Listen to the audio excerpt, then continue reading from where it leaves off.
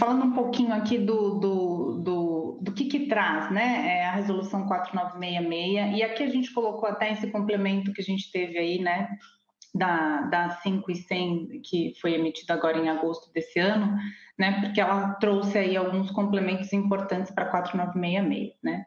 Mas eu sempre me referi a 4966 até para não ficar muito longo aí o texto e atrapalhando a fala, né. Então a gente tem o que, né, da resolução? Qual que é o grande objetivo da resolução? É trazer aqueles conceitos que a gente tem do IFRS 9, né, que é a nossa norma internacional aí, que trata de instrumentos financeiros, né, para o ambiente das reguladas aqui do Banco Central, né. Então o Banco Central ficou avaliando aí todas essas questões de aderência, né, dos conceitos do IFRS 9, né, o que seria aplicável, enfim.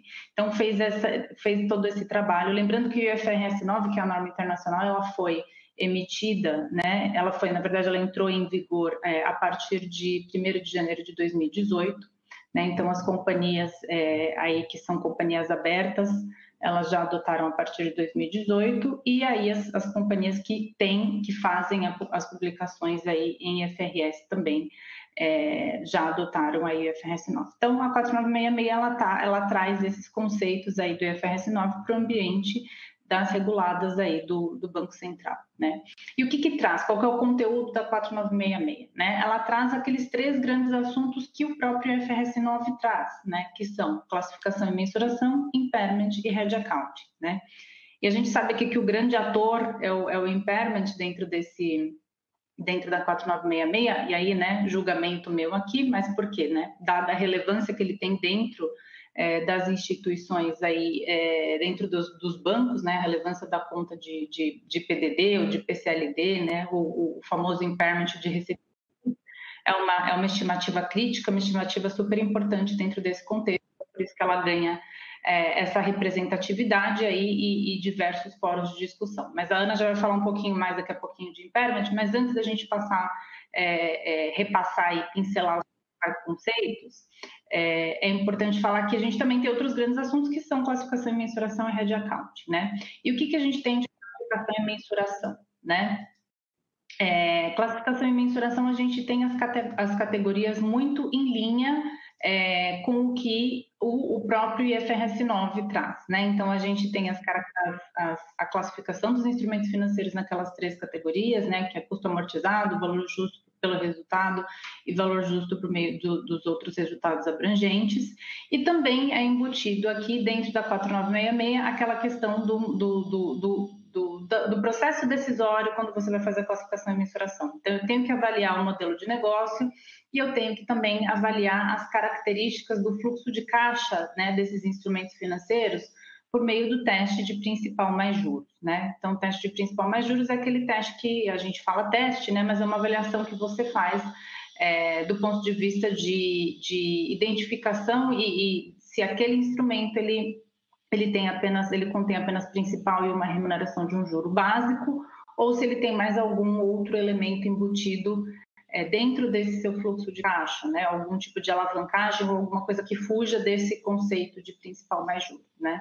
Por quê, Gisele? Porque isso leva a um reconhecimento, né? Se você tem esses elementos que modificam substancialmente o fluxo de caixa desse instrumento financeiro, isso te puxa para um reconhecimento a valor justo desse instrumento financeiro e te dá um pouco mais de entraves aí para classificá-lo como custo amortizado.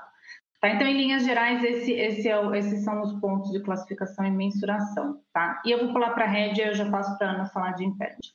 Hedge accounting também, a gente tem os requerimentos, eles são um pouco mais flexíveis, então quando a gente compara com o que a gente tinha de 3068, 3082 de Banco Central, e aí 3068, 3082 falando geral, tá? De instrumentos financeiros e hedge accounting, né?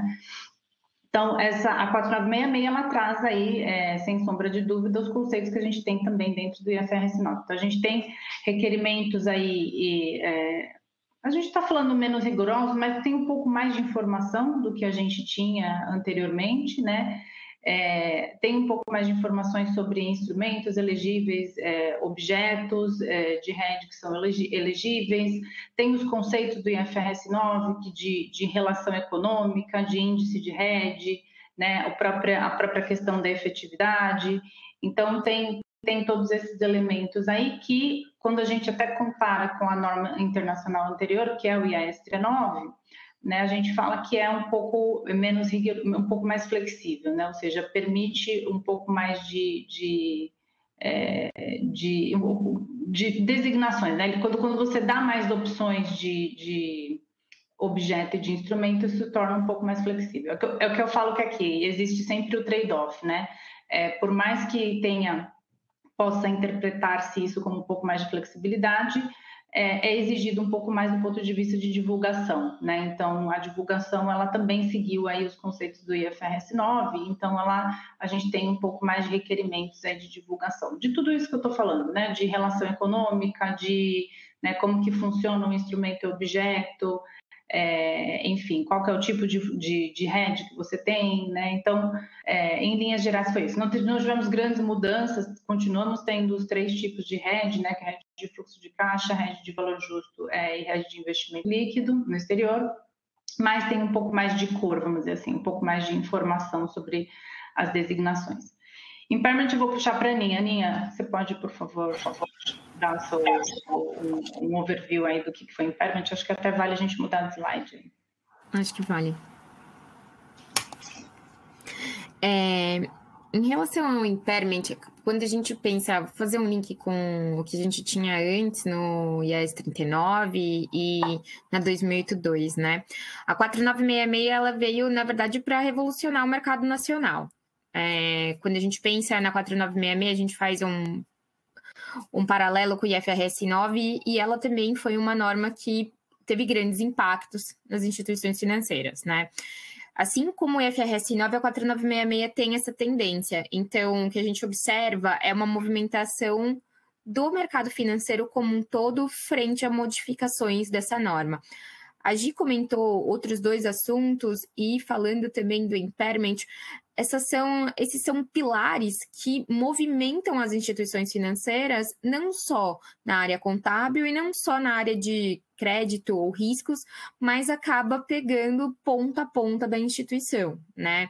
Grandes áreas de tecnologia, grandes áreas de front office, como originação de algumas operações, todas elas vão acabar sendo impactadas, né? O porquê? Porque a 4966, uma que ela está falando de crédito não só de operações de crédito, né? A gente está falando agora de operações também de TVM, de tesouraria.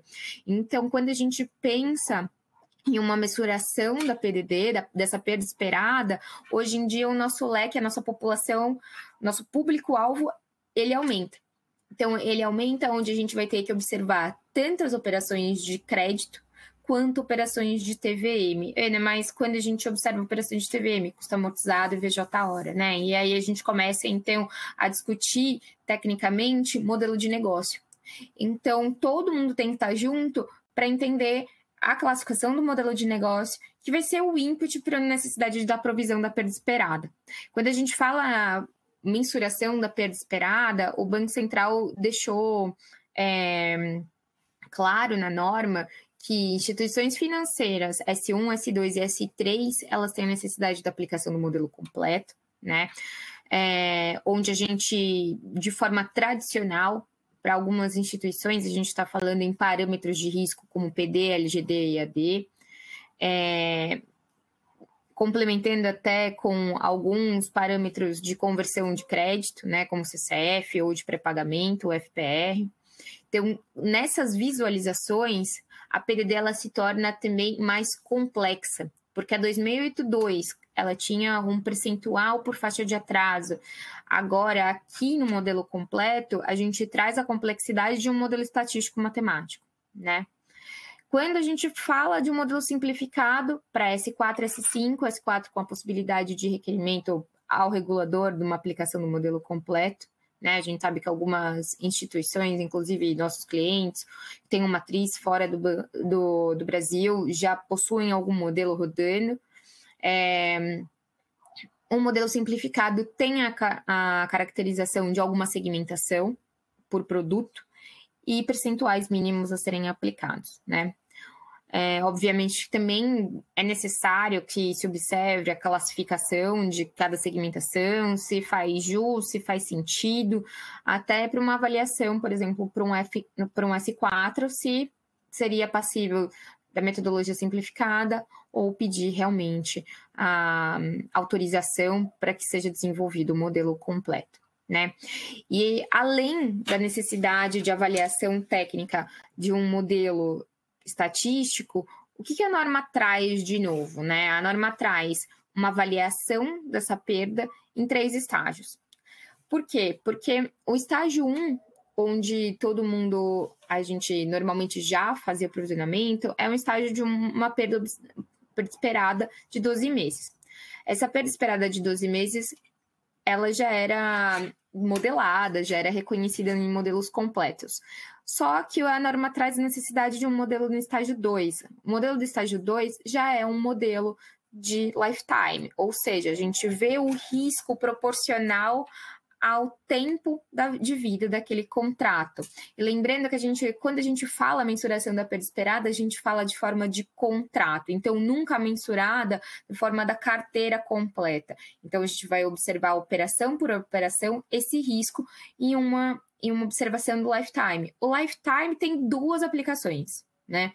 Quando a gente vê um parcelado, a gente tem um tempo já é pré-estipulado devido às parcelas remanescentes. Quando a gente pensa em um instrumento financeiro rotativo, é um pouco mais difícil, né? E aí a norma deixa em aberto para que a gente observe, então, o lifetime contratual daquela carteira. Então, vai ser um lifetime médio, onde a gente consegue observar que a carteira acaba morrendo. Não tem uma forma onde a gente consiga trazer na norma como deveria ser feita essa avaliação do modelo comportamental. Então, diversas formas no IFRS 9 já sendo aplicado foram desenvolvidas. O importante é que a gente consiga observar tanto a originação quanto quando ela vai morrendo dentro da carteira, que pode ser um cancelamento, pode ser a observação realmente de quando a gente vê aquela carteira sendo cancelada, ou o cartão cortado crédito, depende muito da forma, do modus operandi da gestão do negócio, né?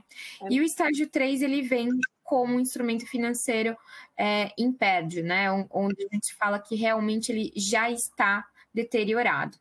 Também com uma visão lifetime. Então, aqui a gente tem já alguns desafios, né? Tenta modelagem, revisitar uma modelagem de 12 meses, desenvolver uma modelagem lifetime, onde a gente consiga observar o risco da parcela remanescente ou o risco médio do lifetime daquela carteira. É importante que a gente consiga observar o risco pelo tempo que esse contrato ainda vai estar dentro da instituição financeira, né? Porque o risco seja proporcional a essa exposição. Ana, só uma pergunta. Aqui, quando a gente estava falando sobre, e Gisela estava comentando sobre 4966, mas no fundo nós estamos discutindo a norma internacional FS 9, e esta norma, em tese, se aplica para qualquer empresa. Obviamente, para os bancos, tem a parte da regulamentação específica de 4966, onde vai falar disso em termos da aplicação do FS para os bancos, mas, em tese, qualquer cliente, qualquer empresa que tem um recebível de longo prazo, ela seria requerido a aplicar esse modelo completo. E todos os conceitos que estamos discutindo aqui seria aplicável para qualquer recebível a longo prazo. Inclusive, talvez muitos conceitos seriam até recomendáveis para uma carteira ainda que fosse de menor prazo, porque o nível, a forma de controlar, esse modelo geral é visto como ser talvez o melhor modelo de controlar e contabilizar os recebíveis. Talvez estou colocando aqui porque às vezes a gente encontra empresas que têm recebíveis de longo prazo e talvez não conhecem bem esses conceitos. Então, eu só queria chamar a atenção para esse ponto.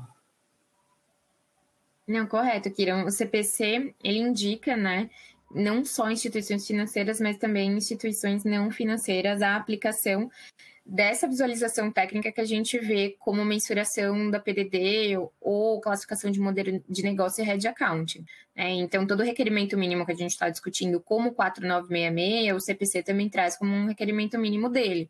Então, isso é aplicável tanto para uma financeira quanto para uma não financeira, né? E falando um pouquinho desse modelo de estágios, o que a norma pede também como requerimento mínimo são regras de aumento significativo de risco, ou trigger, ou SCR, como vocês estão vendo aqui no slide. Tudo isso demonstrando de duas formas, né? O aumento significativo de risco, para a gente observar, então, como que a gente vai mensurar, se vai ser 12 meses, se vai ser lifetime, se a gente já está em um crédito impaired, ele visualiza de duas formas. O risco pelo atraso, né? Porque é uma das variáveis mais fortes realmente que existem sobre os modelos. Quando a gente pensa em varejo e pensa em modelar, realmente o atraso ele ainda é uma variável bem forte ao modelo, mas também traz o requerimento mínimo que a gente traga uma variável de risco, onde a gente consiga observar não só o atraso, mas também essa passada, o trigger dos estágios, seja observado como um risco, como se fosse uma PD, como se fosse um rating, né? E de duas formas, tanto relativamente quanto de forma absoluta, né? E lê-se de uma certa forma assim, uma PD absoluta seria como se fosse uma parede, ou seja, eu tenho uma PD de 30%, acima de 30% eu não poderia mais adicionar esse contrato no estágio 1, então eu trigaria para o estágio 2, ou de forma relativa, né? Um delta dessa PD baseado na comparação da originação daquele contrato, ou seja, tenho uma variação de 15% da minha PD desde a minha originação, isso já destaca ele de uma forma que ele deveria trigar para o estágio 2, ou um delta de NOTs, né? Ou quando a gente pensa em um absoluto de NOTs também seria, por exemplo, eu tenho a característica dos NOT C, seria o meu trigger, né? Quando a gente destaca, vi um delta de 3 NOTs depois do duplo A, né? Que também a gente tem que observar algumas regras. A questão é que a norma, só a regra de atraso é observada. As demais, realmente, cada instituição tem que desenvolver um estudo técnico para demonstrar. A 4966, assim como o FRS 9, ele é uma norma de gestão, né? Então, algumas coisas o Banco Central deixa em aberto para que a instituição desenvolva estudos, né?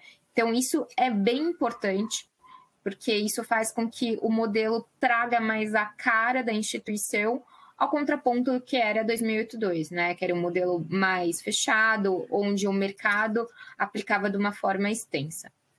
Mas da mesma forma que a gente traz um trigger de piora, na norma também traz um trigger de melhora, né? Que é conhecido como um trigger de cura. O importante é que a gente observe que a cura ela pode gerar volatilidade, assim como um aumento significativo de risco. Então, para ambas essas regras, é importante que o estudo técnico desenvolvido demonstre que não vai gerar volatilidade ao longo dos meses, ao longo dos trimestres, para que o resultado seja passível de entendimento, por exemplo, com o leitor da demonstração financeira ou para o entendimento das áreas de negócio dentro de cada instituição, né?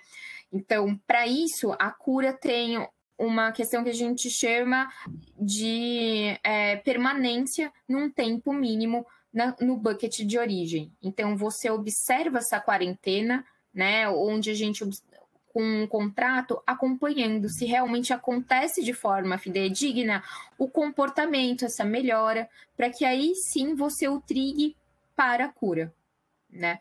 Então, é muito importante que haja essas duas regras, que são regras, novamente, de gestão, tá? Essa discussão técnica é um modelo que pode ser desenvolvido de uma forma tradicional, de uma PD, LGD ou EAD, ou do modelo de uma forma de perda esperada em um único componente de risco, né?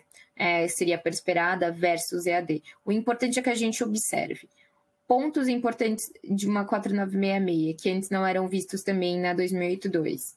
para instrumentos rotativos. Aquele limite não consumido, aqui vira EAD, aqui vira exposição, né? Então, esse é um dos pontos que a gente traz como alerta, principalmente para aquelas instituições que têm um produto rotativo, né? Com o fomento do Banco Central, da modificação do mercado de crédito, a abertura para outras instituições ingressarem, a gente viu a adição de várias instituições financeiras de um modelo de cartão, né? E esse modelo de cartão casado com um modelo de crédito a ser consumido, tanto o limite que poderia ser consumido quanto não consumido.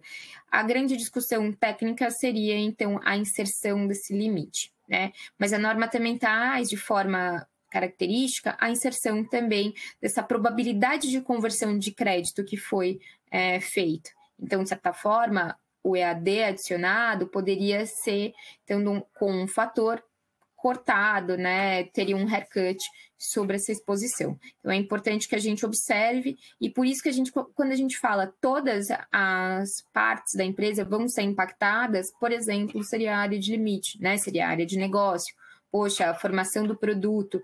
Então, todo mundo daqui a pouco tem que se conversar. E uma das coisas mais importantes que a gente gera aqui também, falando na PDD, seria, então, o impacto no percentual da Basileia, né?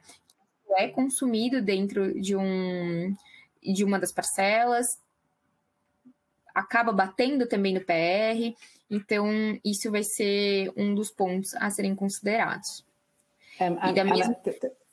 Talvez, só nesse ponto, talvez, porque aqui nós estamos discutindo que os bancos, as instituições, na medida que eles vão ter que aplicar esse modelo de FRS nos seus livros estatutários, nos seus livros Bacen, isso vai... E vamos supor que tem uma expectativa que a provisão para perdas vai aumentar na aplicação desses conceitos. Isso tem um impacto potencialmente negativo na Basileia. Eles vão ter um patrimônio menor. Então, tem implicações diretas e sérias para capital e as regras brasileiras dos bancos, que acaba sendo um impacto muito, muito sério e, portanto, a importância da aplicação desses conceitos de forma adequada, que talvez o pior de tudo isso se alguém talvez tivesse algum surpreso nessa transição. Talvez seria que imagino, dada a relevância da transição, que tem que ser muito bem feito para evitar surpresas no final. A 2082 aplicada de forma careca não necessariamente traz o comportamento de forma fidedigna da tua carteira, né? A tua performance, medidas em dias de atraso, vai ser capturada aqui com um aumento significativo de risco, né? A PDD de instrumentos acima de 12 meses tem essa tendência realmente de trazer chamar provisão de uma forma mais acelerada do que se comparado a 2082, né? Mas depois ela acaba se equiparando em faixas de atraso mais longas, né? Então, talvez a gente observe alguma chamada de capital realmente devido a maior provisionamento, né? Essa é a tendência. E o contraponto também é verdadeiro, né? Como é uma norma de gestão, se a gente observar um comportamento da tua carteira melhor do que o esperado, de forma tendenciosa, a tua PDD pode até diminuir. O que a gente não tem, a expectativa é devido ao lifetime mesmo, né? Que ele acaba trazendo uma visão adicional do que não era previsto anteriormente. Não, legal. Acho que para esse slide é isso.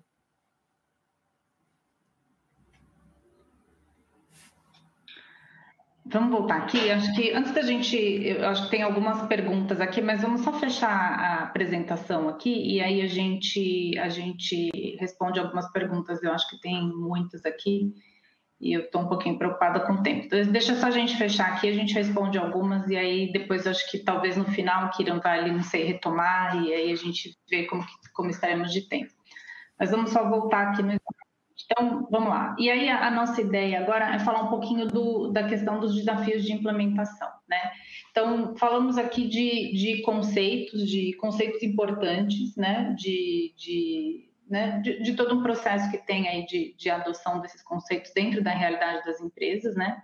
E o que a gente queria ressaltar aqui é a questão de quais são os desafios dentro de um processo de implementação de norma contábil, né? E especificamente esse desafio dentro de 4966. A gente já deu alguns insights aqui, a Ana já comentou, né?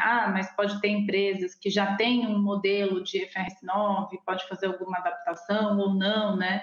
Ou empresas que vão começar do zero. Então, assim, a gente tem que olhar muito para o ambiente de cada empresa, né? Cada empresa é única e tem as suas características, e tem a sua estrutura de governança, e tem a sua estrutura de avaliação de novas normas, e demonstrações contábeis, etc. Então, a gente sempre fala muito nessa questão, né?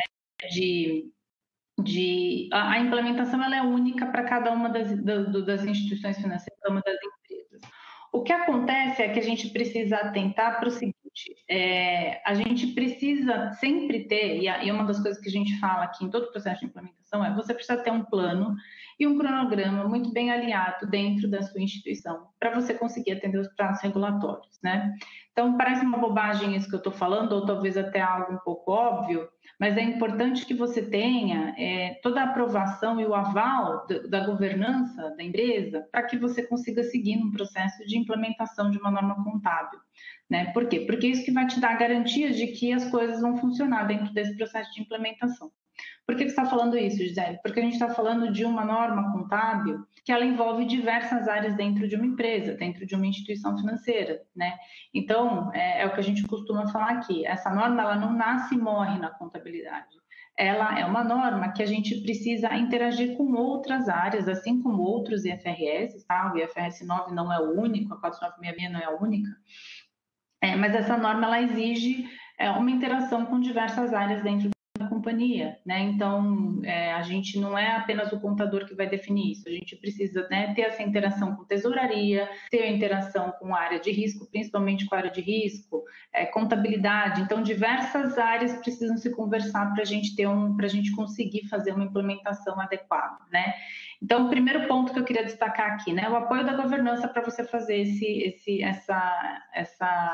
processo de implementação. Isso é fundamental para uma implementação de sucesso, tá? E, gente, aqui a gente tem diversos insights, mas a gente vai colocar aqui alguns principais, né, e chamar atenção para alguns que a gente entende que sejam os principais aí dentro desse processo, tá? Então, além desse enforcement, né, de governança que a gente precisa, né, a gente precisa também ter uma equipe destacada para isso, né? E isso é uma coisa importante que a gente sempre vem falando. Eu sei que em muitos casos, e aí dependendo do porte da instituição financeira, dependendo de uma série de fatores, muitas empresas não conseguem ter recursos destacados para isso, né? Mas é importante ter pessoas-chave, né? Pessoas que vão ser responsáveis por determinados assuntos, né? Para que aquilo ande dentro de um processo de implementação. O ideal, logicamente, seria ter pessoas que fizessem ou que tivessem algum tipo de dedicação exclusiva para isso, né? Mas, enfim, novamente, é o que eu falei, isso vai depender de porte da companhia, isso vai depender de estrutura, isso vai depender de uma série de fatores internos dentro da companhia. Mas a gente percebe que quanto mais você tem profissionais destacados para fazer um processo de implementação interno, melhor a gestão desse processo de implementação e tem mais chances de você ter sucesso, enfim, a questão de você ter a administração dos problemas tempestivamente, então tem uma série de questões aí que trazem benefício de você ter essa equipe destacada. Então, governança, equipe destacada para... Gisele, se eu poder comentar aqui, isso talvez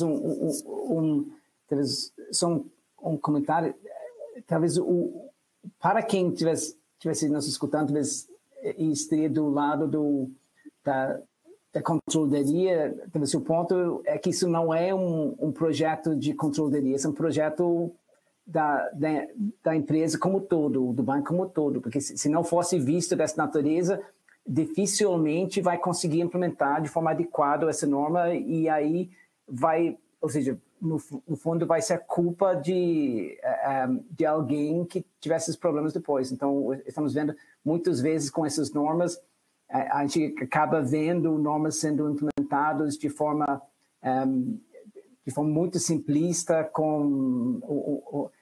que geram problemas depois, e aí acaba sendo um problema da área de controladoria. O ponto aqui é um projeto da empresa todo que tem que envolver a empresa toda, que envolve sistemas, envolve treinamento, envolve tem que usar os dados do sistema, as pessoas importar os dados de forma adequada e sem com uma governança adequada do processo, e sem isso você corre o risco de ter problemas depois, e é dado de alguém tentar utilizar sistemas simplistas para endereçar um desafio desse tamanho. Isso, exatamente o ponto, Kiran. A gente não pode utilizar uma solução simples para um problema tão complexo. Às vezes até pode, mas isso não é uma regra, né? A gente precisa entender toda a complexidade que existe dentro de um processo de uma alteração de uma modelagem ou de captura de novos dados, enfim. Então, tem muitas coisas por trás de uma implementação de uma nova norma. Então, a gente vê muito isso, Kiran, não, mas isso eu consigo fazer em 4 meses eu faço. Depende, né? Depende do porte da instituição, depende da complexidade dos seus sistemas, depende de como que você faz a sua modelagem, depende dos dados, da qualidade dos dados que você tem, né? Então, a gente fala que um processo de implementação nesse porte, o ideal é você ter pelo menos 1 ano para fazer uma implementação. Estou tirando uma média aqui, tá? Mas em muitos casos vai mais, né? Porque, novamente, a gente precisa ter o olhar para dentro da instituição e entender as complexidades que existem dentro da instituição. E eu vou falar algumas atividades aqui que a gente passa no processo de implementação, que é só para vocês terem uma ideia de quão complexo é isso. E eu não estou nem falando da complexidade conceitual nesse momento, tá? Vou até deixar de lado da complexidade conceitual que existe, mas quando a gente está falando de uma nova norma contábil, a gente precisa avaliar, né? E normalmente a gente tem uma frente de trabalho que faz avaliação de dados, então qualidade de dados, como que estão esses dados para você fazer, né? Para servir de base para você fazer um novo cálculo, né?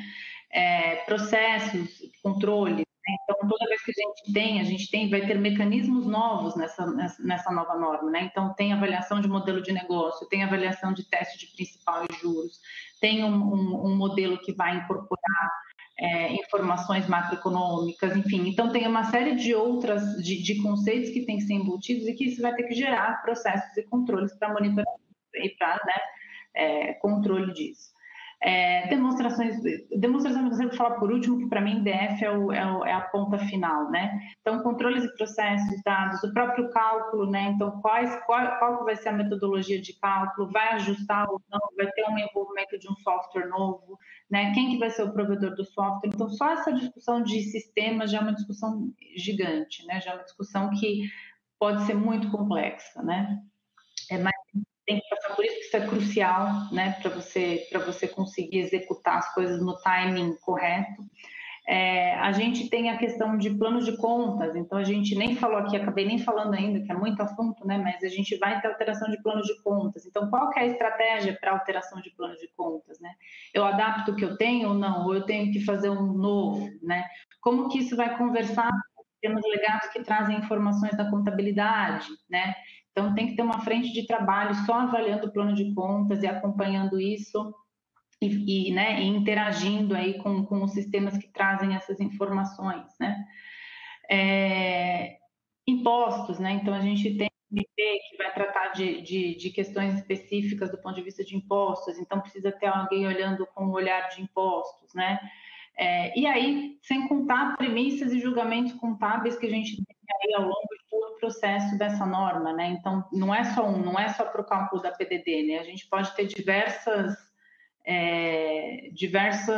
questões de julgamento envolvidas nessa norma, né? Então, além de PDD, que é uma estimativa contábil, a gente vai ter teste de principal e juros que tem um nível de julgamento, a gente tem a questão a própria definição de modelo de negócio, né? Então, a gente precisa entender, precisa exercer julgamento para definir isso. Então, tem uma série de julgamentos envolvidos ao longo da norma. Então, né, como tratar isso, quem é responsável por isso?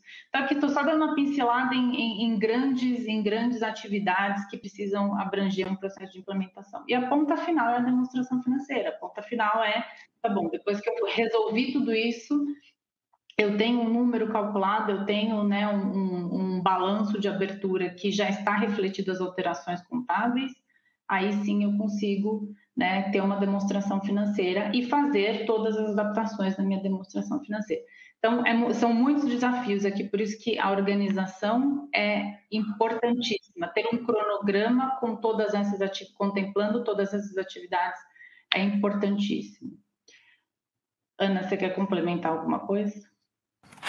Não, Gia, acho que é isso mesmo. Acho que a parte de observação e preparação é muito importante, principalmente de sistemas e dados, né? Que é a nossa porta de entrada. Se a gente não fizer realmente a observação dos dados, tentar trazer um data mining correto, isso vai ser e nada vai acontecer, né?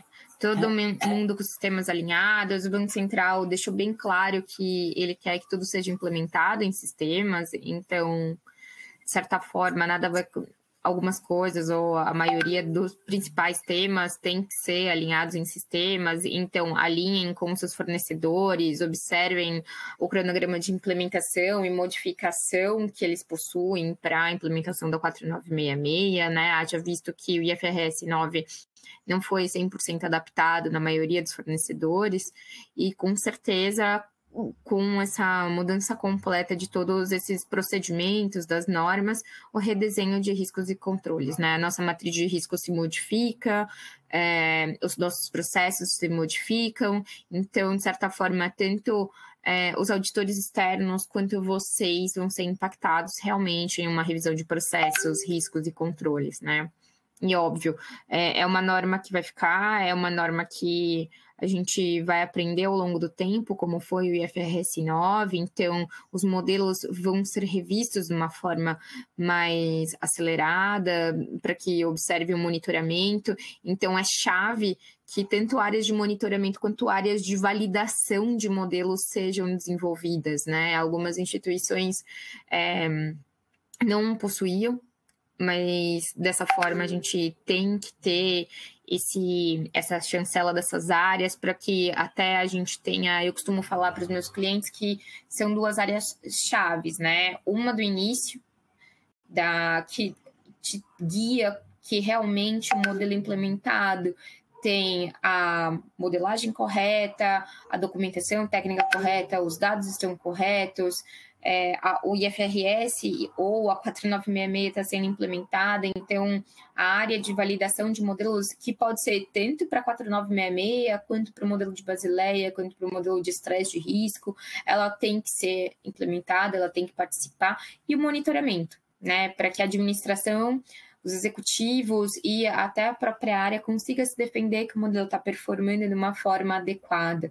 E quando a gente fala performando de uma forma adequada, é o modelo, não é só PDD, né? Então, o parâmetro de risco ele tem que ser também avaliado de forma frequente.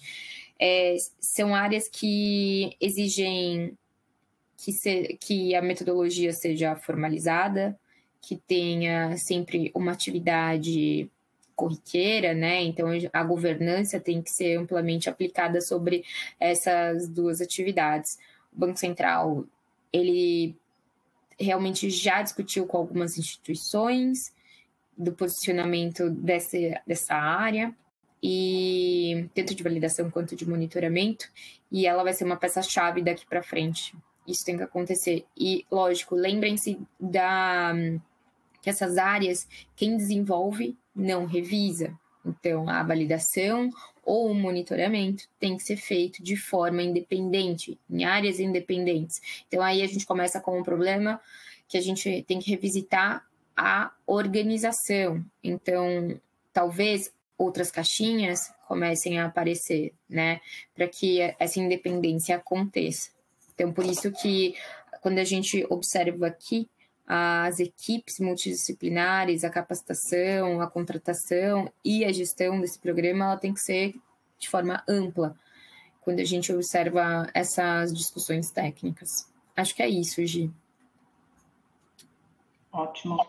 Obrigada, Minha. E acho que aqui a gente já comentou um pouco aí no slide anterior de atividades para uma implementação.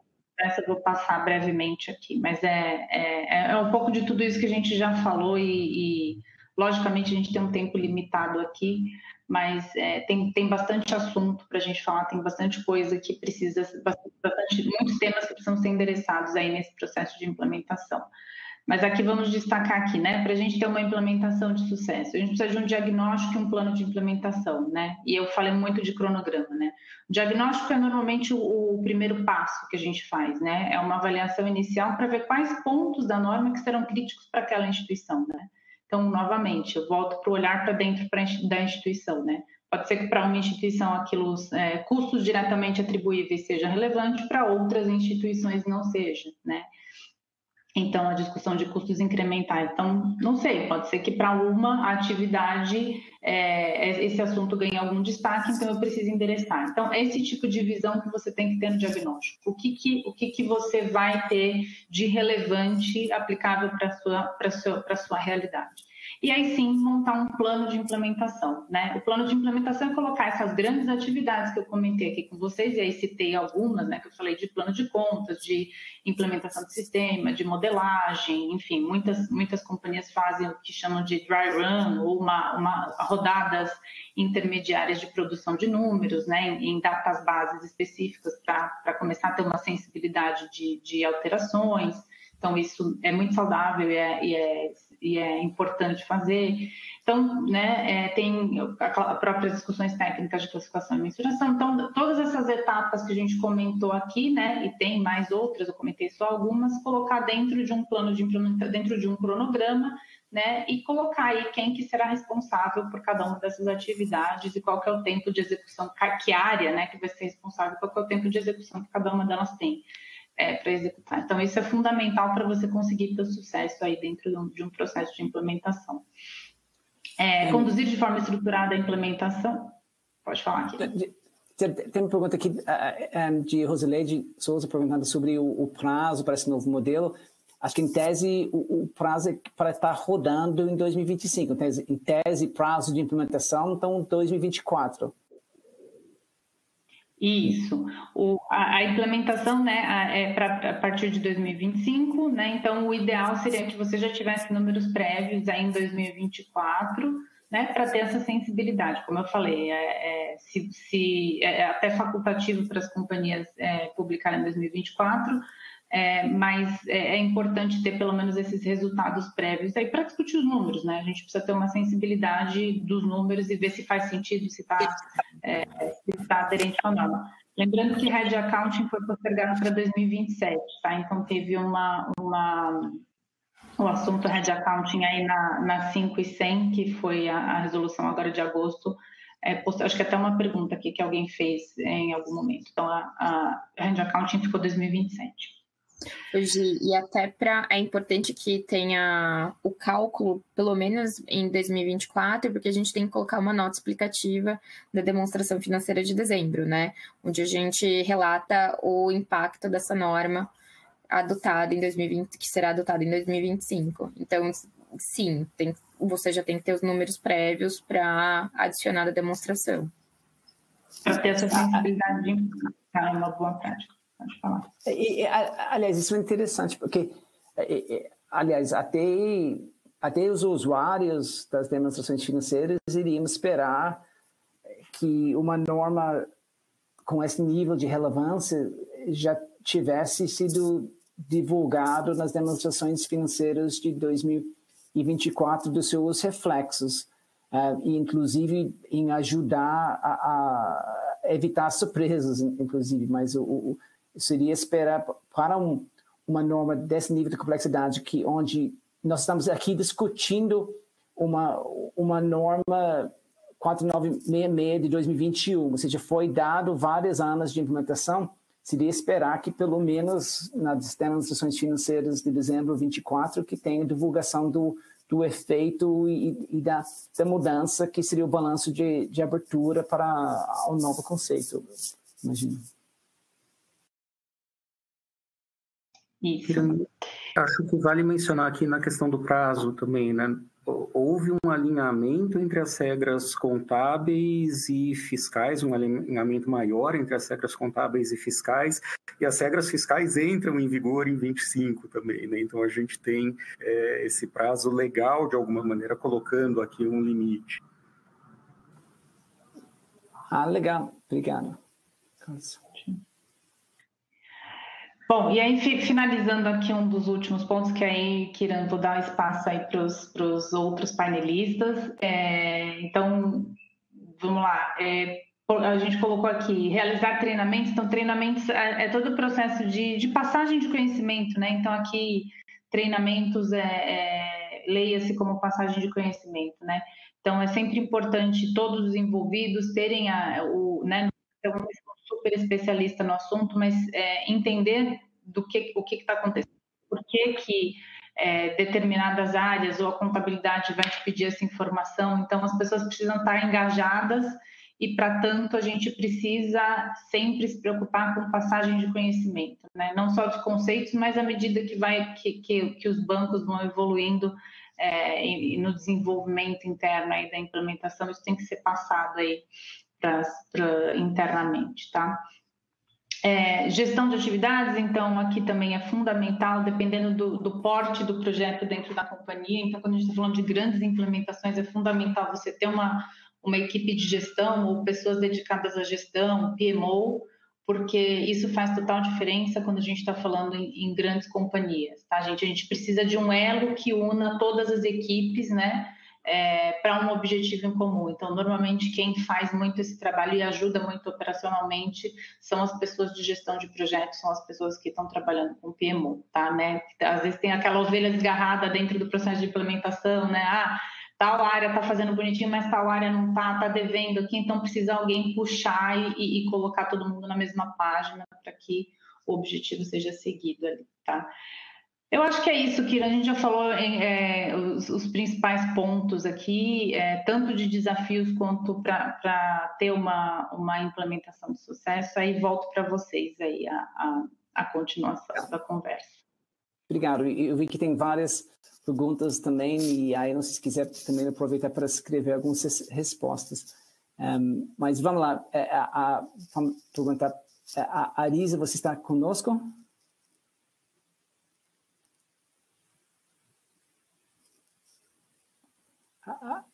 Tá me ouvindo, Kira? Isso, agora sim.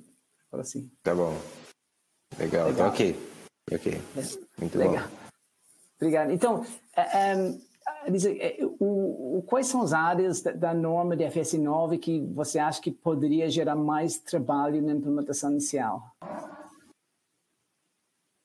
Então, Kira, como a gente viu aí na apresentação, a parte do impairment, né, como a gente costuma chamar de provisão para perda esperada, acho que é uma área que mudou bastante com o IFRS 9 e também a 4966 que o Banco Central colocou. Então, essa parte é bastante subjetiva e tem vários elementos aí, requer uma preparação muito grande das instituições financeiras, falando especificamente de instituição financeira, né? Porque você vai ter que classificar as operações, como a Ana comentou, não mais baseada fundamentalmente no atraso, mas não só no atraso, que é o que estava na norma anterior, mas também classificar naqueles 3 estágios, né? Estágio inicial, aquele estágio onde tem uma deterioração do crédito e a parte de crédito já impaired, né? Então isso traz uma complexidade grande e uma preparação muito grande. A norma de Head Accounting também introduz certa complexidade e subjetividade, até por isso o Banco Central adiou um pouco mais a implementação, mas que depois o Talvez o Peroba possa comentar um pouco mais, mas acho que é o que dá mais complexidade para a norma. E os conceitos de classificação de instrumentos financeiros, usando esse conceito de designação, devem ser alinhados também com o modelo de negócio da entidade? E você pode nos explicar esse conceito de você usar o modelo de negócio para classificar instrumentos?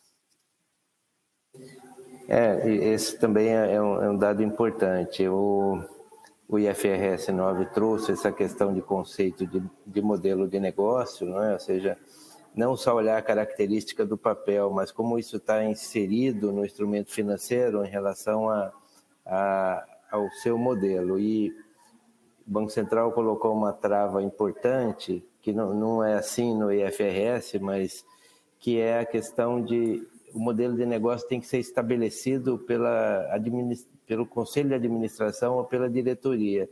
Não se espera que uma entidade mude o modelo de negócio constantemente. Não é algo que estabelece o modelo de negócio e isso perdura até que ele formalmente mude, dependendo de circunstâncias que podem acontecer. Então, o estabelecimento do modelo de negócio é muito relevante e, lógico, tem que guardar relação direta com como a entidade gere os seus negócios, né? Legal. E você pode nos falar um pouco sobre as estimativas que tem no cálculo da estimativa de perdas dos recebíveis? Querida, posso interromper aqui um pouquinho só, claro, e talvez concretizar um pouco mais esse ponto que o Arisa trouxe, né? Acho que o Banco Central, ele trazia no passado, as normas, elas tinham escopos aqui que pareciam bastante fechados, né? E de vez em quando a gente tinha que estender um pouco as interpretações. Então, parecia que a 2008-2 tratava exclusivamente de operações de crédito, as circulares 3068 tratavam de TVMs de uma maneira geral, e a 3082 de derivativos, mas essa era uma discussão já corrente, né? Você tem TVMs que trazem risco de crédito e muitas vezes são gerados para representar uma operação de crédito, essencialmente. Eu acho que o caso mais típico que a gente tem aqui são debêntures emitidas para formalizar, né, numa emissão privada, uma operação de crédito. Por outro lado, mesmo modelos de geração de crédito, de vez em quando, geravam algumas dúvidas sobre a finalidade, né? Então, quando a gente conversava sobre o modelo de originação e cessão, né, de operações, a intenção da entidade que originava aquela operação não era mantê-la no balanço e apropriar juros ao longo do tempo, mas simplesmente realizar esses ganhos com a transação dessas operações, né, com a venda dessas operações. Então, acho que esses são alguns pontos aqui que já traziam algumas questões sobre, começavam a introduzir a questão de modelo de negócios em comparação com aquela visão um pouco mais estanque de olha, isso aqui é uma operação de crédito, isso aqui é um PVM e as regras diferentes são aplicáveis, né? A gente já tinha alguma interpenetração aqui. E agora o que a 4966 faz, o IFRS faz, é trazer um quadro geral, né, que trata de todos os ativos financeiros de uma vez e tenta fechar essa disciplina. Legal. Tem razão, Peroba. Tem razão, Peroba. Essa era uma diferença que a gente via quando você comparava o balanço em Bacen Gap, vamos dizer assim, o que você vê ainda, e o IFRS, né? Porque tem modelos de negócio, ou seja, tem instituições que originam o crédito e cedem, né? Então, nesse modelo de negócio, como o objetivo não é coletar juros, não é, sobre o instrumento financeiro, e sim obter o resultado na venda, na matriz de decisão aí do IFRS e da 4966, você marca isso a mercado, né? Porque é como você vai realizar aquele ativo, né? Então, isso gera, de fato, uma diferença além dos clássicos debêntures, que quando são concedidas, de fato, para dar crédito para determinado cliente, não é só uma forma jurídica ou legal, um instrumento para fazer que às vezes dá mais garantia para a instituição ou coisas do gênero, né? Desculpa, Keila, você ia continuar, né? Não, tranquilo. E Arisa, se você pode também nos explicar sobre quais são as principais estimativas, em termos dessas estimativas que tem nesse modelo nesse novo modelo de provisão para perdas na carteira. Acho que a Ana, quando explicou bem.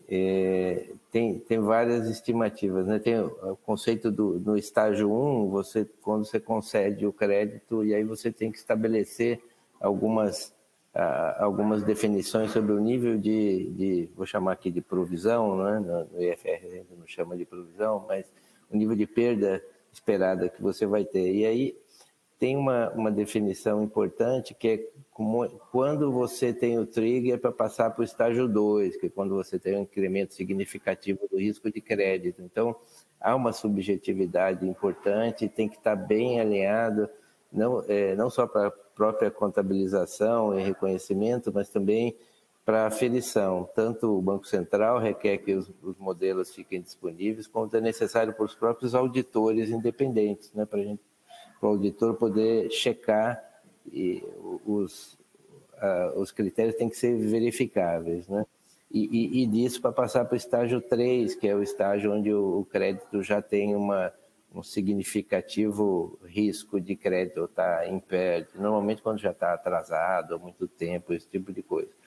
Tem inclusive um item que eu acho bem complexo e que as entidades vão ter que atentar para isso, que são os créditos renegociados, não é? No processo de renegociação, a regra hoje da 2008-2 diz: o crédito renegociado, você não pode melhorar o rate, né? Você mantém o rate como está e eventualmente até reduz, dependendo da renegociação.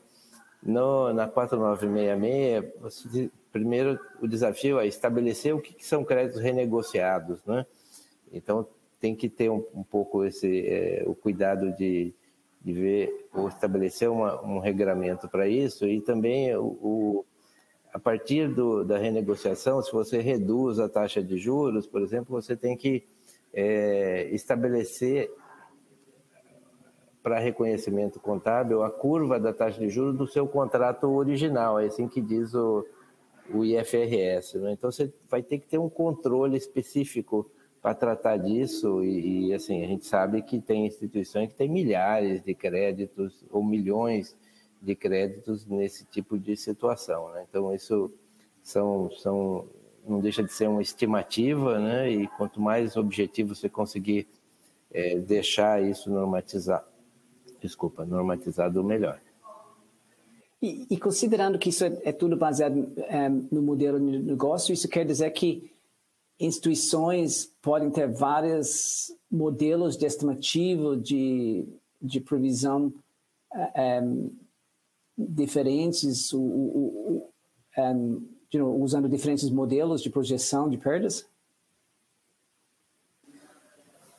Bom, na realidade, os modelos, quer dizer, em termos de modelo de projeção de perda, você tem o individual, não é? Ou seja, para créditos individuais que você faz, normalmente os créditos maiores, e o modelo coletivo, né? Que você tem que ver se aquele grupo de créditos ou de instrumentos financeiros, eles podem se encaixar no mesmo cenário de riscos, objetivos, tudo dentro desse mesmo modelo de negócio. Mas normalmente você tem esses dois grupos, vamos dizer assim, de estimativas, né? Para os créditos individuais, que você olha especificamente para cada crédito e considera essas questões, e os créditos coletivos, propriamente dito, né?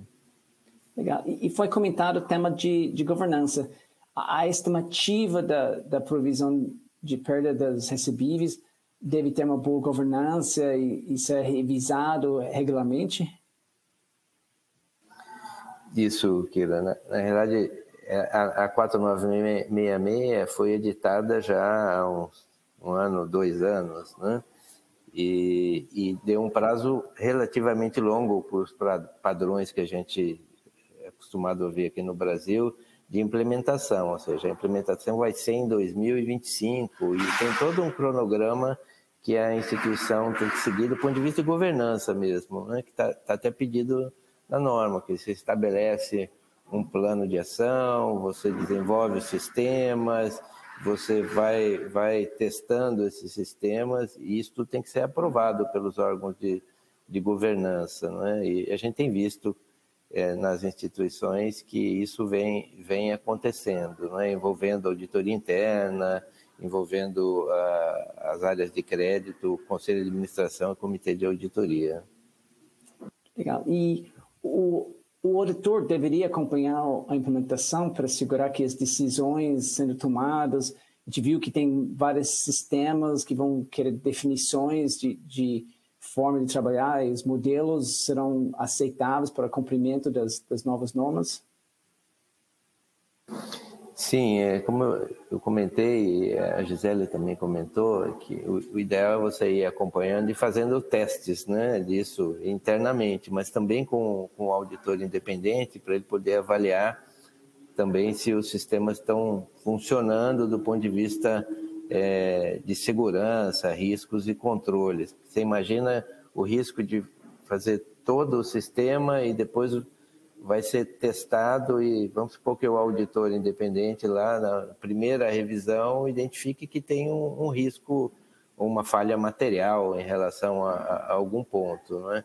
E aí você teria que refazer o processo, voltar. Então, o ideal é que isso fosse sendo acompanhado tanto pela auditoria externa como pela auditoria interna também das instituições, área de compliance, para que na implementação se tenha uma razoável segurança que está tudo funcionando de forma adequada.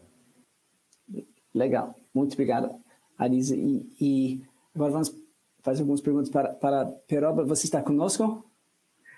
Aqui estou, sim, Kiran. Bom, deixe-me começar só pelo disclaimer tradicional, né, dos servidores do Banco Central, que nós aqui falamos em nome próprio, né, não da instituição Banco Central. O Banco Central tem maneiras muito particulares de se comunicar com o mercado, seja por meio de instruções normativas, resoluções, seja por meio de ofícios individuais. Acho que um pouco mais recentemente a gente tem trazido a questão de questões de FAQs, né, perguntas frequentes respondidas pelo regulador.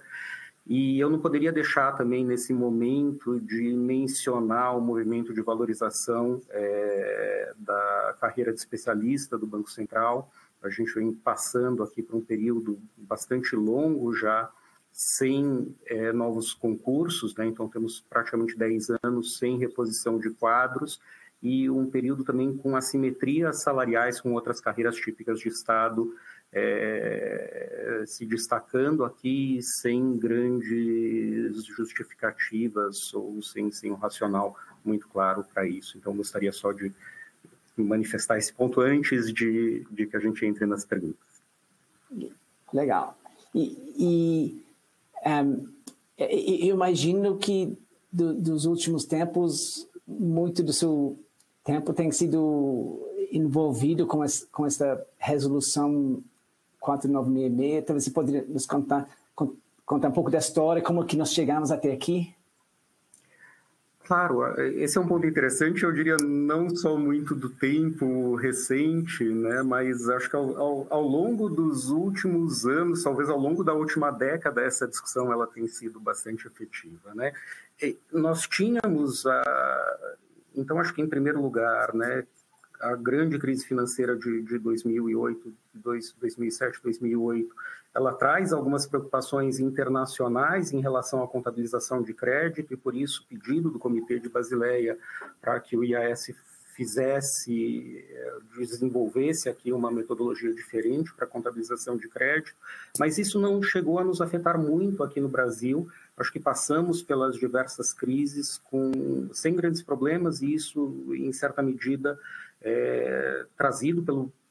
causado pelo bom desempenho da 2682, né? Por outro lado, como eu mencionei na pergunta que fiz ao Arisa, a gente já tinha algumas questões em que a gente precisava acertar ou estender a interpretação de algumas regras nossas para tratar situações que pareciam não muito bem tratadas dentro do esquema normativo, né? Dentro do conjunto de normas que a gente tinha. Então, o mercado evoluiu, o Banco Central também tem que evoluir. Em um dado momento, a apresentação do padrão IFRS, então, uma solução aqui para diversos problemas, e a gente tem que sentar, né, com o compromisso de adotar as regras internacionais. A primeira visão é vamos tentar avaliar essa regra, mesmo tendo uma regra que parece ter funcionado bem. Eu acho que o primeiro debate é esse. Depois de algum tempo, vem a decisão de claramente adotar a norma internacional e convergir para a norma internacional, já que ela traz alguns benefícios. Então, tivemos um período relativamente longo, ali em 17, 18, de estudo, elaboração de consultas públicas e discussão com a indústria. Então, quando a gente conversa sobre implementação, essa conversa ela não é tão nova assim, né? Ela já existe há bastante tempo, né? E temos aqui, então, as consultas públicas até 2018, se eu não me engano. Depois, acho que um intervalo relativamente grande até a edição da norma, né? E aqui acho que existia também uma expectativa de fazer o que outros países fizeram, né? Tentar aproveitar esse momento de mudança muito significativa de uma regra contábil fundamental para as instituições financeiras com o tratamento fiscal, né, de alguma dessas modificações. Então, a gente fica há algum tempo, né, discutindo algumas questões também internas de modelagem e de algumas opções que a gente gostaria de trazer na norma, né, então, ou de eliminar do IFRS, né, então travar algumas das opções possíveis dentro do IFRS e outras, pensar em algumas alternativas prudenciais, como pisos para provisões, né, ou alternativas de modelos simplificados. Então, como incorporar isso no arcabouço normativo, até que no final de 2021, finalmente, a gente tem a edição da 4966, trazendo, né, um prazo razoável para a interpretação. E depois disso é a discussão de detalhes, mas temos detalhes extremamente importantes, como a Gisele e a Ana já trouxeram aqui para a discussão, né? Então, discussões sobre aspectos da regulamentação, né, dessa norma, então detalhes sobre os pisos de provisão, detalhes sobre metodologias simplificadas, detalhes sobre a taxa efetiva de juros e os testes, então algumas orientações e algumas discussões com o mercado. E, finalmente, a discussão sobre plano contábil, né? Na medida em que a gente tem vários dispositivos e vários aspectos do COSIF que estão intimamente ligados a 2082, a 3068, a 3082, a gente vai ter que fazer modificações nesse plano contábil para tentar torná-lo compatível com a nova regra. Legal. Então, uma questão longa, mas bastante rica ao longo de todos esses anos. Muito legal. E a gente viu pelas conversas que tem várias estimativas na aplicação dessas novas normas e você pretende acompanhar a implementação desse novo modelo de norma para evitar abusos para as instituições e que eles talvez tenham um adequado nível de suporte para as estimativas sendo feitas?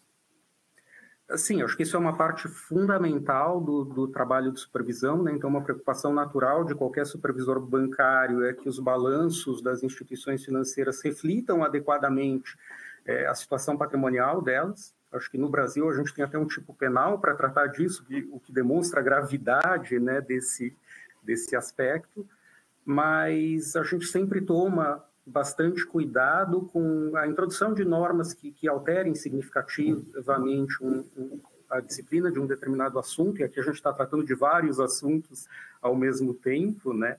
E tenta acompanhar os efeitos, isso naturalmente não só o Banco Central, mas com auxílio aqui, com a colaboração das próprias instituições financeiras que têm a intenção de convergir e acham que esse caminho de convergência é um caminho melhor, né, em termos de representação dos ativos e passivos financeiros, a colaboração dos auditores internos, que têm que acompanhar todo este processo, a colaboração dos assessores, dos auditores independentes também, que vão ter que dar o seu parecer ao final de cada exercício nas demonstrações contábeis. Então, sim, a gente deve acompanhar, estamos desenvolvendo diversos indicadores para fazer um acompanhamento off-site, mas como a Gisele e a Ana já mencionaram aqui, né, muitos detalhes para os quais a gente já traz alguma experiência da modelagem de crédito para fins de capital, né? Então essas discussões elas são até um pouco mais antigas, mas questões de como medir a PD, a LGD, o EAD dos diversos instrumentos financeiros, elas já existem há algum tempo dentro do Banco Central e a gente vai ter que fazer essa seleção e muito diálogo ao longo do tempo. Também existe essa preocupação com uma norma nova que traz diversas possibilidades interpretativas, a gente começar a separar quais são aquelas interpretações aceitáveis daquelas que não são aceitáveis e, ao mesmo tempo, acelerar nessa convergência para o novo padrão. E, em casos de desvios, naturalmente, o Banco Central tende a intervir e trazer determinações de correção para as instituições financeiras. Legal. E você pode nos falar um pouco sobre o impacto que esta implementação desse novo modelo baseado no FIS para instrumentos financeiros vai ter para fins regulatórios das instituições? Acho que você de Basileia, fiscal, pode nos falar um pouco sobre isso? É um conjunto bastante complexo aqui de elementos, mas sim, claro, acho que em primeiro lugar, né, quando editamos normas relevantes, precisamos fazer esse estudo de impacto e o primeiro ponto de tranquilidade, né, me parece que do ponto de vista sistêmico não existe nenhuma preocupação e acho que isso já traduz uma certa maturidade das instituições financeiras, né, e desse diálogo de gestão de riscos ao longo do tempo, da gente adaptando essa interpretação também da 2002, que já falava em faixas de atrasos, mas também numa expectativa de provisões de perdas prováveis em operações de crédito, né, e acho que a gente foi convergindo ao longo do tempo para essa perda provável em operação de crédito, ela deveria refletir um modelo de perda esperada. Então, acho que as instituições já vieram ao longo do tempo desenvolvendo esses modelos, calculando os efeitos e fazendo alguns ajustes no balanço para chegar na implantação sem grandes surpresas. Então, acho que esse é o primeiro ponto. Isso não significa que, na hora de olhar individualmente cada uma das instituições, a gente não tenha alguns efeitos. Acho que um global que a gente já consegue perceber e a gente já percebe nos próprios modelos simplificados que o Banco Central desenvolveu e apresentou nas normas é essa necessidade de uma provisão um pouco maior, né, no começo de algumas operações, logo na partida, logo no estágio 1, né, e isso é compensado de alguma maneira por provisões um pouco menores no final de algumas operações, né, de alguns desses elementos. Então, acho que o que a gente vai ver, principalmente nessa primeira adoção, é uma redistribuição das provisões entre as operações, né, ou pelo menos esta é a nossa expectativa, de que haja um pouco mais de provisão no estágio 1, no estágio inicial, e depois essa transição para estágio 2, estágio 3 resulte no final em um volume um pouco menor de provisões, pelo menos para alguns dos portfólios das instituições financeiras. Tá? Mas, de novo, isso depende bastante da modelagem de cada uma das instituições, e essa modelagem depende da qualidade de dados e da clareza conceitual de como tratar esses dados em cada uma das instituições. Legal. E quais têm sido as principais discussões com as instituições sobre a implementação desses conceitos de FRS nos livros societários e talvez também poderia indicar onde que as pessoas poderiam buscar comunicações que o Banco Central teria feito sobre isso?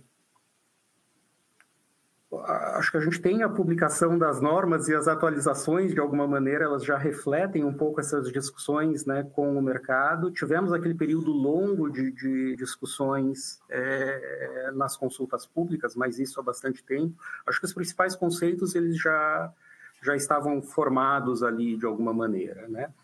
E a gente estimula bastante também que as instituições se reúnam, né, com suas entidades de classe e levantem preocupações para o Banco Central, porque isso pode acabar motivando tanto a edição de instruções normativas, né, com um detalhamento um pouco maior do tratamento de aspectos que pareçam duvidosos em termos de interpretação, como de respostas a perguntas comuns do mercado, né, no site do Banco Central. Eu acho que em relação a 4966 a gente não tem nada específico hoje, mas já fizemos isso para outras normas. Acho que não haveria nenhum problema em adotar essa prática aqui também. Então, acho que o principal caminho, né, o principal modo de trazer é realmente acionar, né, grandes questões via entidades de classe. E, por outro lado, existe o diálogo constante com os supervisores das instituições financeiras, né? Então, cada supervisor conversa com as instituições e tenta tanto acompanhar esse plano de implantação, né? Como a gente já mencionou, é um projeto longo, é um projeto, quer dizer, não é uma mudança simples de um parâmetro numa norma contábil, é uma mudança de toda uma estrutura aqui, que vai desde da metodologia de classificação dos ativos, uma mudança completamente filosófica aqui, né, em termos de fundamentos, do modo de se calcular a provisão para perda esperada.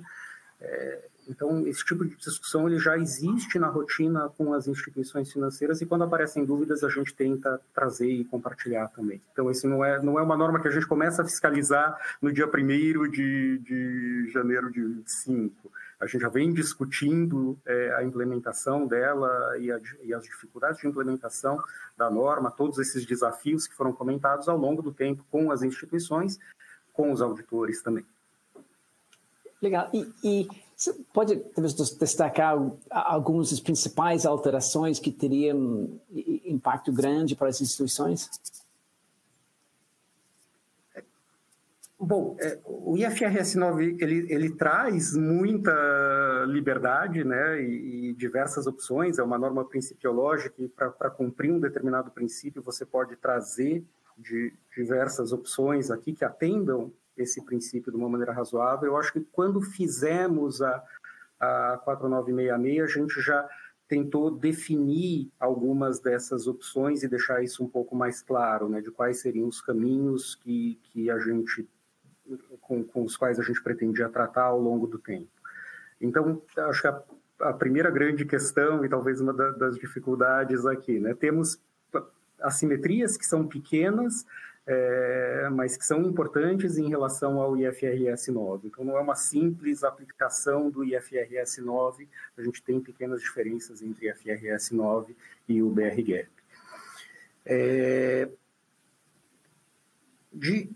De grandes pontos aqui, né? Acho que um desvio significativo, ou um ponto muito importante, a questão dessa definição de pisos de provisão, que foi uma escolha prudencial mesmo, de tratar na contabilidade um percentual mínimo de provisão para determinadas classes de ativos no estágio 3 e baseado especificamente em perdas incorridas, né? Então, trazemos um pouco da herança da 2682 para pelo menos um pedaço da implantação da 4966, né? Falando especificamente de estágio 3 e de perdas incorridas, de operações em atraso, né?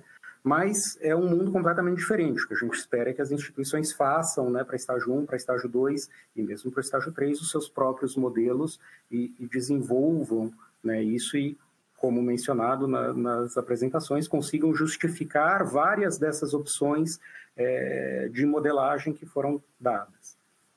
Então, sim, temos essa preocupação com modelagem. De um modo geral, pela experiência passada, a gente avalia a modelagem, avalia algumas dessas opções, cobra das instituições financeiras algumas explicações para a escolha de parâmetros que foram feitas, né? Então, acho que o Arisa mencionou a questão da avaliação em bases coletivas de determinadas operações de crédito, especialmente no varejo aqui.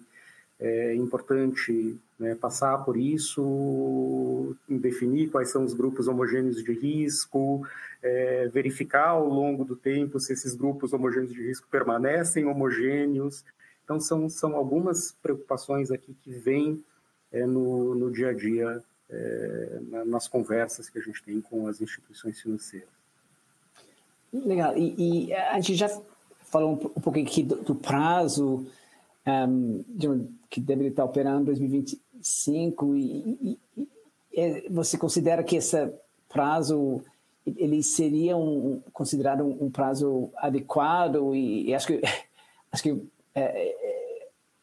existe alguma discussão de postergar esse prazo?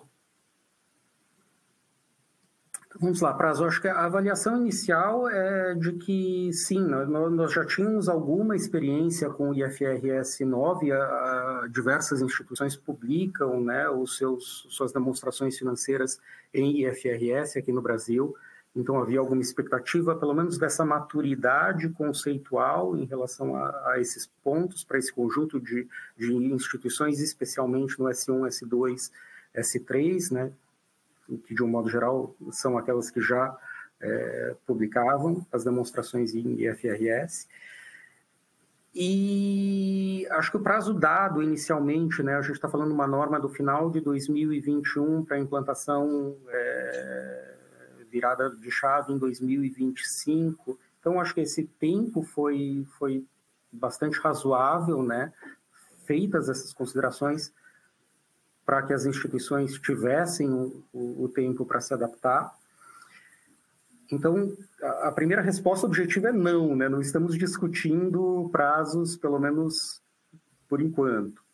Existe um ponto importante, né? Nós temos uma norma fiscal alinhada aqui, né, com a norma de perdas em operação de crédito. Então, acho que esse é um ponto importante para a gente considerar.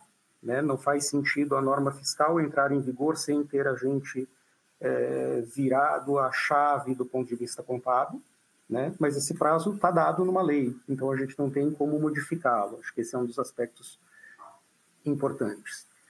Agora, a gente vem acompanhando e pedindo para as instituições financeiras desenvolverem esses projetos, né? Então apresentarem um plano de implantação, dado que é uma norma extremamente importante e extremamente complexa, seja no aspecto conceitual, seja no aspecto tecnológico, e aqui a gente fala, né, de governança e tecnologia também, e particularmente em instituições complexas, né, porque isso afeta todos os produtos que uma instituição financeira oferece, de uma maneira geral. Né? Então, a gente está falando de crédito, de TVMs, de derivativos, de passivos bancários, depósitos, letras financeiras, né, letras imobiliárias garantidas. Tudo isso está dentro do escopo da 4966. E, inclusive, alguns serviços, né, prestação de garantias, compromissos de crédito. Então, ela não é fácil, e quanto mais complexa a instituição, mais tempo isso demora. A gente tem acompanhado esses projetos e, por enquanto, acho que nenhuma preocupação em relação a eles. Acho que o prazo é viável. Legal. E você comentou sobre os planos de implementação, que acho que as instituições já tiveram que apresentar. E baseado nos planos que vocês têm visto, tem alguma dica sobre os planos de implementação do 4966 que foram apresentados pelas instituições, em termos daquilo que você tem visto, e o que seria recomendável? Acho que a primeira preocupação e a primeira recomendação era essa, né? Tenham um plano, e tenham um plano com uma margem razoável de segurança, e um dos pontos que as instituições traziam é que isso também dependia, em alguma medida, da própria regulamentação de Banco Central, né? Então, a gente tem tentado casar essas duas coisas. Acompanhar a implantação desses planos e identificar ou discutir eventuais dificuldades, mas, ao mesmo tempo, trazer e antecipar, na medida do possível, os aspectos de regulamentação e focar naquilo que é essencial, né? Então, alguns adiamentos, como, por exemplo, a questão de contabilidade de hedge, eles acabam traduzindo esse foco maior, num primeiro momento, na implantação das perdas esperadas em crédito, né? De alguma maneira, eles traduzem essa preocupação em priorizar aquilo que nos parece prioritário para isso. Mas acho que a grande questão é essa, né? Olhar, reavaliar sempre os prazos e ver o quanto a implementação está próxima do que havia sido previsto inicialmente, quão distante a gente está em termos de implantação da data fatal, o que falta e o que é essencial, diferenciar sempre o que é essencial do que não é essencial, para tentar chegar nesse termo com um bom sistema, um sistema geral funcionando bem. Legal. E você imagina, porque vamos supor que no passado você tinha uma instituição que se baseia em 2008-2 e aí agora vai se mudar para os conceitos internacionais FRS nos livros societários e você acha que essa mudança poderia impactar as projeções, a forma de gerenciamento, a forma de cuidar do capital mínimo das instituições? Sim, e acho que aqui a gente tem dois aspectos também, né? E a Ana e a Gisele já comentaram que, sim, como estamos mudando a maneira de medir principalmente os ativos das instituições, isso certamente tem um efeito no patrimônio líquido, que é a base do cálculo do capital regulatório, né? Então, isso determina o quanto as instituições financeiras têm de capital. E, por outro lado, a gente também tem modificações implantadas aqui com as reformas de Basileia III nos próprios requisitos de capital, né? Que de alguma maneira conversam um pouco também com o IFRS 9, como, por exemplo, a revisão fundamental do Trading Book, que tem sido implantada em fases aqui.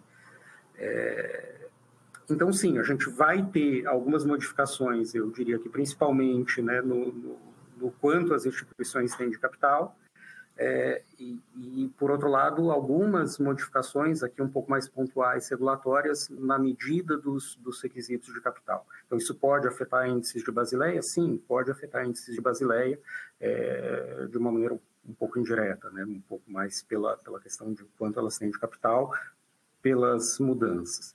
Por outro lado, acho que do ponto de vista de gerenciamento, é um outro mundo, né? Uma das perguntas aqui era até sobre a questão de precificação. Eu creio que sim, a gente tem aspectos de precificação de ativos que muito provavelmente vão mudar, dado esse novo perfil de provisionamento que pode ser exigido em diferentes momentos, né? Então, isso muda um pouquinho. Acho que a gente vê no mercado brasileiro e nas apresentações, de uma maneira geral, e discussões com analistas de mercado, esse foco bastante grande na questão de inadimplência, que é um dos indicadores de estágio 3, um dos indicadores de ativos problemáticos, mas aqui a gente começa a ter outros elementos, né, para definir essa classificação no estágio 3, que de algum modo já existiam, né, preocupações com o rating dos clientes, a questão de renegociação versus reestruturação é outro ponto também extremamente importante que o Arisa mencionou e que deve mudar a maneira como as instituições fazem a gestão e entendem os seus próprios resultados, né? Então, acho que isso é importante e talvez esses resultados tenham, né, algumas transições um pouco mais bruscas em determinados momentos. A gente deixa de falar nas 9 letrinhas da 2008-2 para falar em grandes transições de estágio 1 para estágio 2, estágio 2 para estágio 3, né? Então, talvez aqui a gente tenha alguma variação e até um pouco mais de prociclicidade, né, desses modelos aqui. Então, nos momentos em que a economia piora muito rapidamente, talvez isso se faça sentir de uma maneira mais rápida nos balanços, na medida em que ela melhora, isso pode voltar também de uma maneira mais rápida. Mas aqui é olhar um pouquinho para o futuro e tentar entender como é que esses modelos vão se comportar. E acho que as instituições precisam entender isso. Isso é fundamental para os gestores da instituição. Senão elas não vão conseguir entender os próprios resultados e não vão conseguir explicar para o Banco Central o que está acontecendo. E talvez nesse sentido de explicar o que está acontecendo, em tese, as instituições vão fechar 2024 com um modelo 2002, vão abrir 2025 com um modelo de FRS e vai ter várias diferenças entre esses dois. E a expectativa seria que a administração vai conseguir interpretar e explicar, reconciliar as diferenças entre os dois modelos e com isso o sistema de 2682 pode ser desligado em 2025? Acho que a ideia de importância da norma ela vem até pelo conjunto de normas revogadas no final, né? Quando a 4966 ela revoga a 2682, a 3068, a 3082, essas eram as primeiras normas com as quais tínhamos contato, né? Tanto estudando para o concurso de Banco Central, quanto nos primeiros momentos de atividade dentro do Banco Central, né? Então, eram os pilares da atividade da supervisão bancária que mexiam com as principais áreas de negócios delas. Mas, sim, quer dizer, essas normas são revogadas, então, haverá essa transição. Como eu já mencionei, acho que temos algumas características que trouxemos aqui, muito mais para fins prudenciais de 2082, ali para o estágio 3, perda em corrida das instituições que vão tratar com o modelo completo, talvez um pouco mais para a questão do atraso e da classificação para as instituições que vão usar modelo simplificado, então não é que a gente perca completamente aquela estrutura, existe um pouquinho dela, mas ela deixa de ser o principal. O principal passa a ser a expectativa de um cálculo de perda esperada com base no modelo completo, particularmente para as instituições mais complexas. Explicar as diferenças, eu acho que ao longo do tempo a gente já vem discutindo isso com as instituições financeiras, então nenhuma grande novidade aqui, né? Tentar entender quais serão as principais modificações em termos de movimentação de provisão, né? Então, alguns portfólios talvez estejam sobreprovisionados quando o atraso é grande, mas existe uma garantia boa e uma perspectiva de recuperação bastante grande também, talvez um pouco menos provisionados no começo, então essa provisão ela vai ser redistribuída de algum modo. Agora, essas discussões elas também já acontecem ao longo do tempo, e é importante, né, para as instituições que ainda não pensaram nisso, que ainda estão muito distantes de implantar esse plano, começar a pensar nesse aspecto conceitual e ter as primeiras estimativas, né, para que não tenham nenhuma surpresa numa virada de chave. Legal. E finalmente, alguma dica para as instituições implementando esses conceitos de FRS nos livros societários? Eu acho que essas duas preocupações, né? Uma é a preocupação conceitual e, naturalmente, acho que numa primeira passada um pouco mais horizontal, né? E quando a gente começa a olhar documentos das instituições financeiras, entender como é que esses conceitos estão refletidos já nas normas, porque se eles não estiverem bem definidos e bem entendidos, talvez as instituições tenham alguma dificuldade para fazer a própria modelagem aqui, né? Então, acho que a gente traz bastante essa questão conceitual e discute isso bastante com as instituições financeiras para ter certeza de que todo mundo entendeu, né, o que precisa fazer. E, por outro lado, acho que esse acompanhamento da questão de implantação e o desafio tecnológico, no momento em que o próprio Banco Central tem diversas demandas que exigem também das áreas tecnológicas dos bancos, né? Então, a gente está falando de uma operação de 2002 que envolve modificações em implantação da 4966, né, em substituição a 2082, com uma modificação substancial em planos de contas. Isso envolve, naturalmente, um trabalho das áreas de desenvolvimento de tecnologia, mas a gente está pedindo isso ao mesmo tempo em que a gente tem evolução de outras agendas, como a evolução de PIX, evolução de Open Finance, que também requerem bastante trabalho das áreas de tecnologia. A boa notícia é que trouxemos bastante trabalho para esse mercado ao longo dos últimos anos e vemos benefício nisso, mas a gente reconhece que existe um desafio para conseguir cumprir todas essas tarefas em paralelo. Legal, excelente. Muito obrigado. Muito obrigado. E depois